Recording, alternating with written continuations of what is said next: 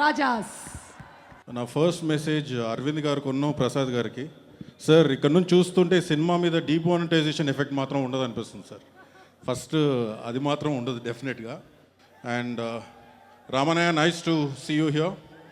And first of all ఈ cinema విషయానికి వస్తే తమిళ్లో నేను తన్యోర్ వన్ సినిమా చూసినప్పుడు నిజంగా స్పెల్ బౌండ్ అయిన వాళ్ళు నేను ఒకరిని. Aravind sir, it was pleasure to watch you. And నిజంగా ఈ సినిమా చరణ్ గారు చేస్తున్నారన్న తర్వాత షాక్ అయిన వాళ్ళు నేను ఒకరిని. ఎందుకంటే ఈ సినిమాలో ఒక హీరో విలన్ కథ కాకుండా ఇద్దరు క్యారెక్టర్స్ ఉంటారు.